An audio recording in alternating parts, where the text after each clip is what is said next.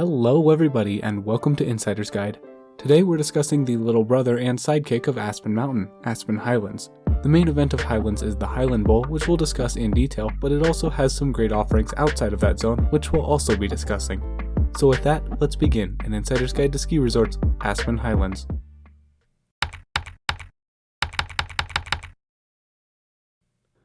Just like sister mountain Ajax, Highlands is very vertically oriented and excels in double blacks and blue groomers. Also similarly to Ajax, Highlands has some very different snow conditions at the top versus at the bottom due to its large vertical. Highlands is home to some long lifts, so be aware that most runs at Highlands are going to be longer than at other resorts, which is crucial to know when hitting some of the extremes for the first time. Most of the trail signs at Highlands are painted black and are very small, so be aware that the signage is generally more difficult to read than at other resorts. Highlands somehow sees very little in the way of crowds even on the busiest days, so I absolutely adore it for that. As such, there will be no talk of lift lines and avoiding the crowds at Highlands because it just doesn't get that bad. Alright, we'll start by discussing Thunderbolt. Thunderbolt is a fixed grip triple out of the base that has an excruciating ride time. It serves some double blacks as well as Golden Horn to Thunderbolt to Smuggler, which is a sequence of extremely wide groomed blues that is a great place to warm up or just cruise with not having to worry about space. Highlands has a lot of excellent blue cruisers, but Thunderbolt is one of the best in my opinion. Around the base area, you've got a bunch of ungroomed single blacks if you want a nice wide field to play in the snow. Directly underneath Thunderbolt, Separator isn't too difficult as just a mogul single black, but Audacious is significantly steeper and sometimes, in lower snow years, has a mandatory cliff drop. All in and around are some nice tree double blacks that offer some chutes, small cliffs, and other natural features. There are a pair of gullies just skiers right of Audacious that are fun. On the trail map, this Pea-Shoots road goes from right to left. Upper Stein is a super steep mogul run, but as far as Highlands double blacks, it is far from the best. The same can be said for Lower Stein, which has consistently the worst snow conditions on the mountain, and it requires an actually uphill traverse to exit, so I would recommend avoiding it at all costs.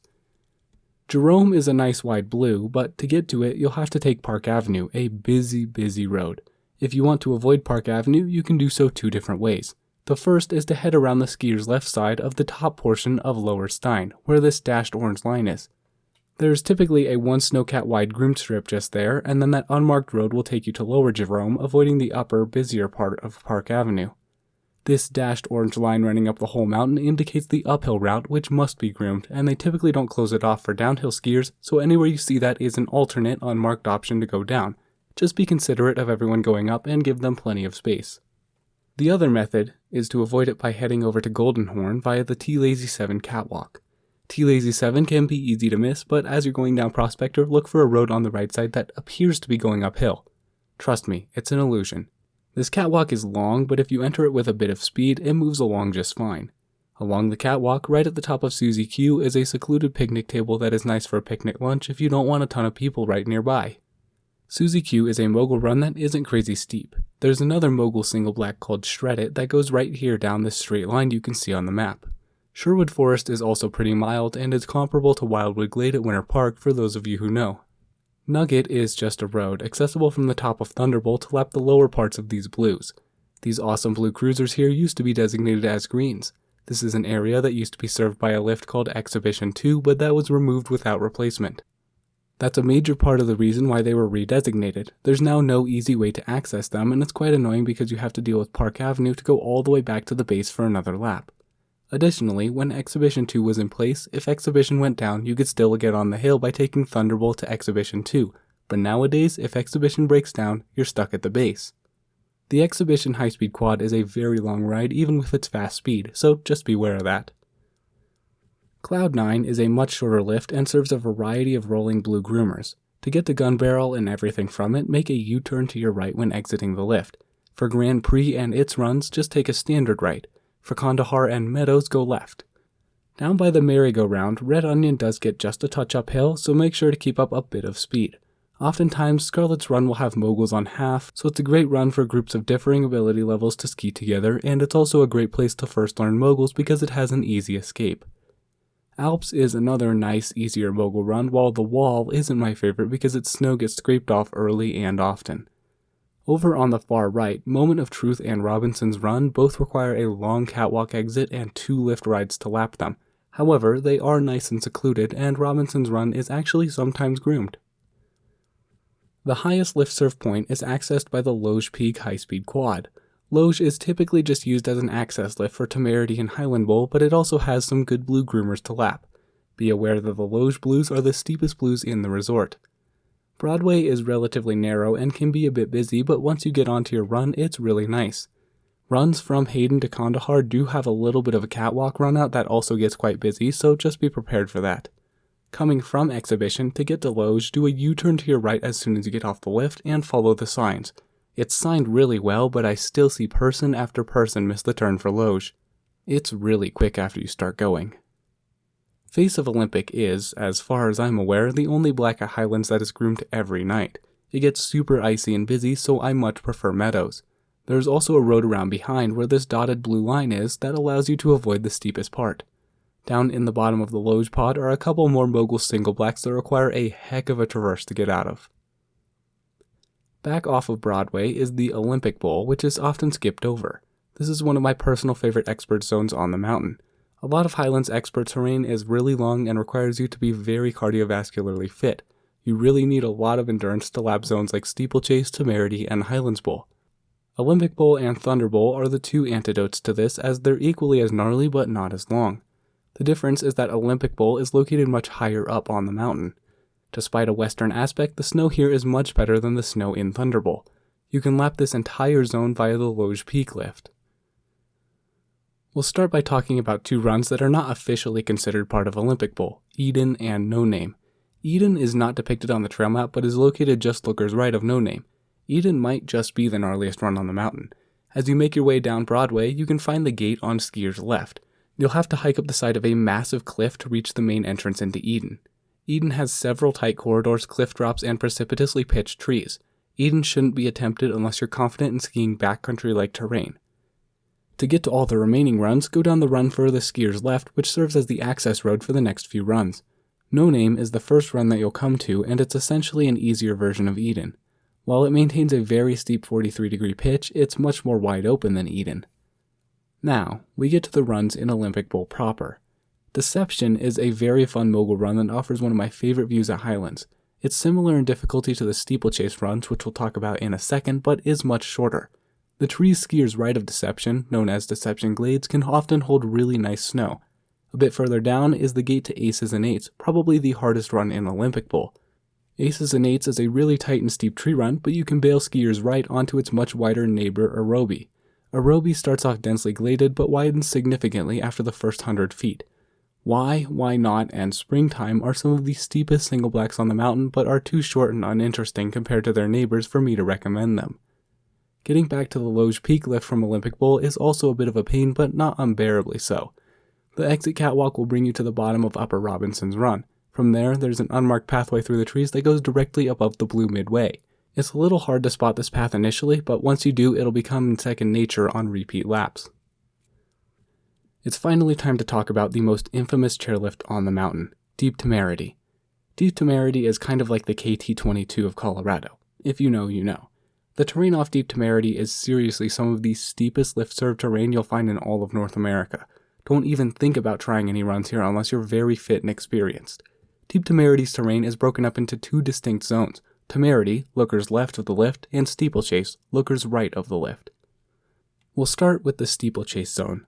All of these runs are about a half-mile long and have max pitches of 40 degrees.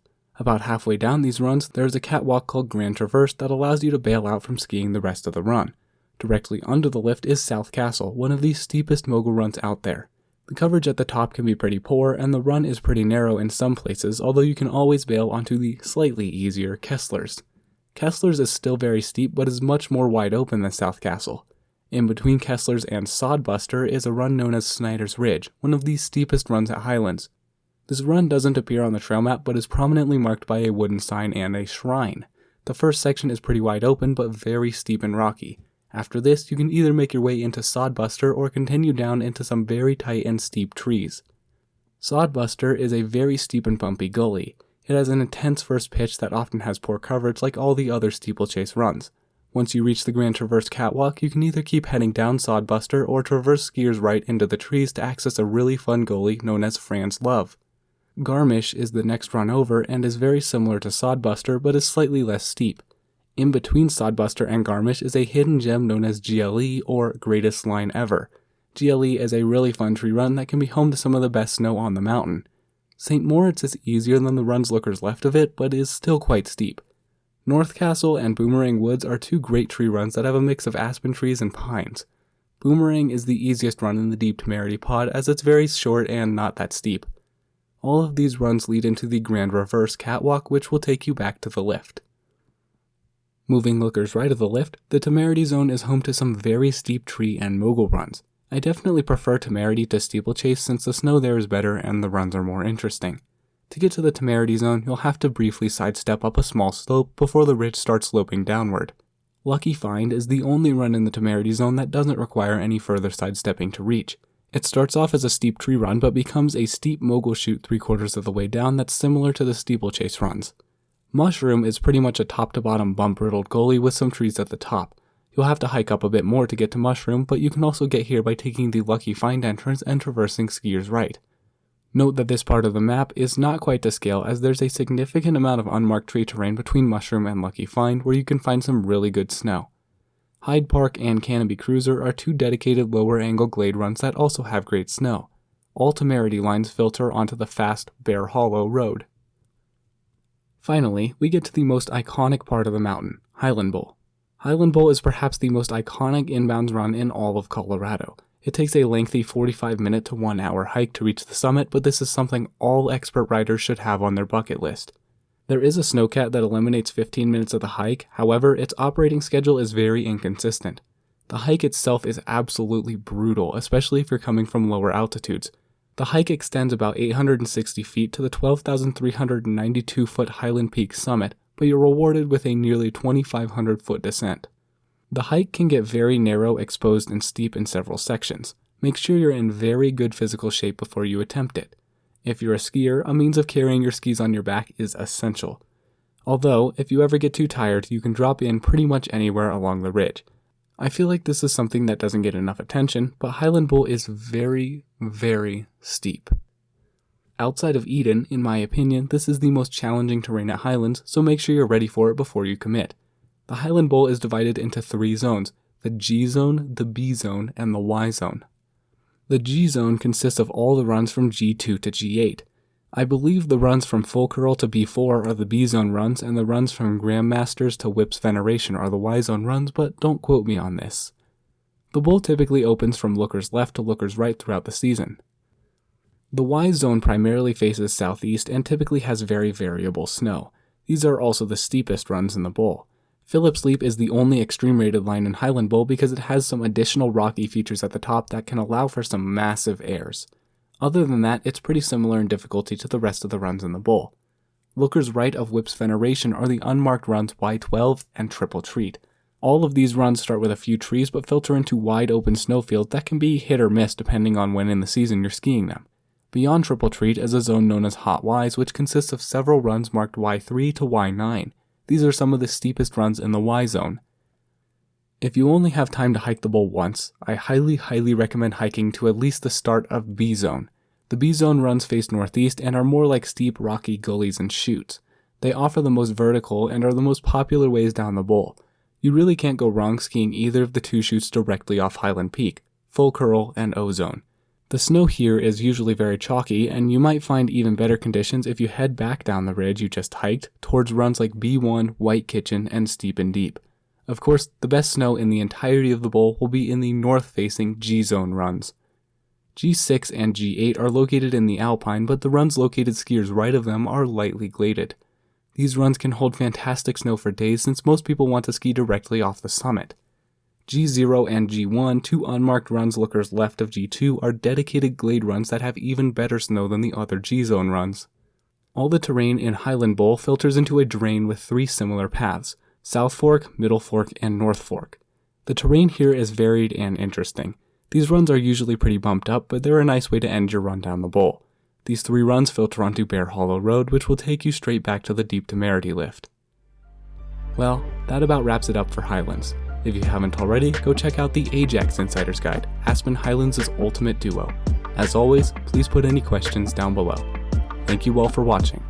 All my love, I'm out.